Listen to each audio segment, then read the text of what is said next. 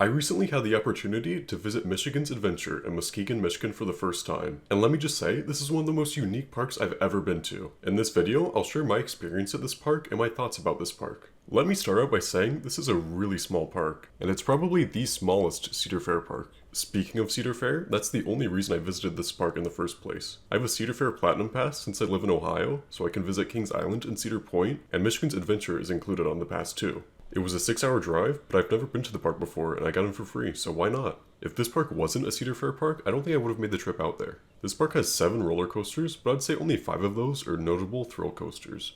This includes Shivering Timbers, an absolute behemoth of a wooden coaster, Thunderhawk, a surprisingly smooth Vekoma SLC, Wolverine Wildcat, a mediocre din wooden coaster, Corkscrew, your average Aero corkscrew model, and Mad Mouse, a pretty strange Aero wild mouse. Now, if you're knowledgeable about roller coasters, you'll realize that most of these ride models are pretty old. Michigan's Adventure hasn't really received any notable rides or attractions in the past 10 to 15 years. Cedar Fair doesn't seem to show this park much love, which is really a shame, but I still think this park is great just as it is. This park might not have the latest cutting-edge rides, or that many attractions in general, but I still think it has a lot to offer, such as charm, beauty, and character. Heck, I think it would be worth the drive out here just for Shivering Timbers alone. Now I know I'm painting a picture of a wonderful park, but this park definitely has some flaws, which I'll get into later. First, let's start with what I liked about the park. Without a doubt, the thing I liked most about Michigan's Adventure is Shivering Timbers. This ride is definitely a world-class roller coaster. I was only able to ride this roller coaster twice, since I was running one train during my visit, but both rides I got on it were absolutely fantastic. I got one ride in the front row and one ride in the back row, and both rides blew me away. This ride was surprisingly intense. It had some crazy ejector airtime on those hills, and it was a really long ride too. Not to mention, there's a crazy forceful helix at the end of the ride. It caught me off guard both rides. This was probably the strongest airtime I've ever experienced on a wooden coaster. Maybe excluding Lightning Rod at Dollywood, but now Lightning Rod is technically a hybrid coaster, so it doesn't really count. Shivering Timbers is just truly one of a kind. The ejector airtime is super strong, and the ride in general is pretty intense. A portion of one of the airtime hills got retracked this year too, so this ride is running super smooth. I couldn't recommend this ride more. It definitely broke my top 10. Now stepping away from Shivering Timbers, let's talk about another thing I liked, the rest of the rides. Although most of the rides and coasters at this park are pretty old, all of them are pretty solid. I don't think this park has a single bad coaster, and every single one serves a purpose. Wolverine Wildcat and Mad Mouse were a little rough at points, but nothing too bad. Surprisingly, Corkscrew and Thunderhawk were really smooth. Wolverine Wildcat actually received some Titan Track this year, which is a steel retracking, which makes the ride butter smooth during its first drop. Combine this with the retracking on Shivering Timbers, and it seems like this park really takes care of its rides. All of the rides were decently smooth, nothing too rough. I'd say there isn't a single bad roller coaster here. Now, on to the next thing I like about this park. Personally, I love the atmosphere of Michigan's Adventure. This is such a beautiful park.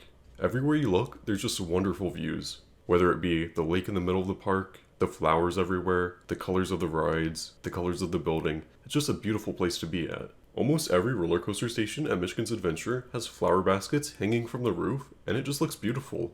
There's a lot of really small things that show attention to detail, and in my opinion, they really improve the park experience. One of my favorite features about this park is the lake in the middle. Michigan's Adventure has a lake in the center of the park that covers a large portion of the park. At first, that sounds like a bad thing because it takes up a lot of space and you can't really put any rides there. But in person, it's wonderful. The lake is in the center of the park and all the rides are on the outside, so you get this wonderful reflection of all the rides in the lake. It makes for some really great photos and it looks beautiful. There's also paths along the lake with lights and flowers hanging from the edge. This feels like a boardwalk section and it's really nice. And one of my favorite features are the swan boats. Unfortunately, the day I was there, the swan boats weren't open, but I'd love to see these at more parks. Included with your admission at Michigan's Adventure, you can ride these little swan boats all around the lake, and I think this attraction is perfect for all ages. This is a nice little ride everyone can love. It allows for great views along the lake, and a relaxing time. These are the features and attractions that makes Michigan's Adventure really unique to me. I think these features really improve the park experience, and really make this park stand out. Now that we've been over what I liked about this park, let's get to what I didn't like. First of all, almost every roller coaster was on one-train operations. This meant there was only one train on the tracks, so operators would have to wait until the ride completes a full cycle to load it again. The only roller coaster that had multiple trains was Mad Mouse, which makes sense because the trains are really small. It's not that they were only running one train because of light crowds, they only had one train. There were no other trains in storage. I assume they were either being worked on by maintenance, or they haven't arrived to the park yet.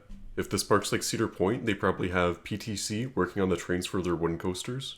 I have no idea when Shivering Timbers is going to receive its second train. It might be a month, it might be 2, who knows. So since the roller coasters were only running one train, lines got really long, really fast. And this was frustrating because crowds were really light, so there shouldn't be any lines at all. I was there on Pastoral Preview Day, so the crowds were really light. At a park like Kings Island or Cedar Point, there would be no lines at all with these crowds. So it was really frustrating to wait in a 40-minute line just because the ride was on one train. I think if the park only has one train for every major roller coaster, they should just wait to open. Wait a week or two to get the other trains, and then every guest is going to have a better experience. Sure, you might lose some money, but everyone's going to be happier. That was just a pretty small thing that had a really big impact on my visit, since the lines were so long. The next thing I disliked about this park were the staff and the guests.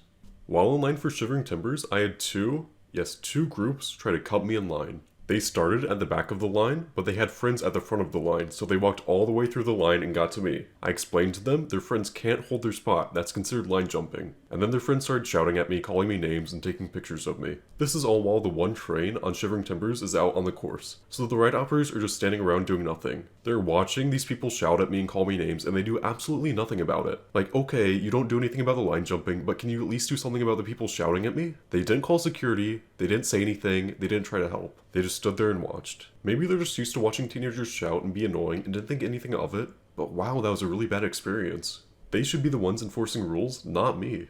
When the first group line jumped me, I thought nothing of it, it was a one-time occurrence, but when the second group line jumped, it started to become a pattern. I've only been to Michigan's Adventure once, so I'm not sure if this is a regular occurrence, but I encountered some pretty rude guests, and the staff didn't seem to care at all. This was also Pastoral Preview Day, so this was the first day with guests for some staff, so I tried to cut them some slack. Hopefully throughout the year this gets better. I hope this doesn't happen to anyone else. Overall, Michigan's Adventure is a beautiful park with some amazing rides, and it's generally a wonderful place. This park has a few problems that I'd like to see improved, but nonetheless, it's still worth a visit. Shivering Timbers is a top-tier wooden coaster, and this park in general is super unique. You have to experience it for yourself. It's definitely worth it. If you agree or disagree, or just want to share your own opinion about Michigan's Adventure, let me know down in the comments below. Like always, thanks for watching, and I'll see you next time.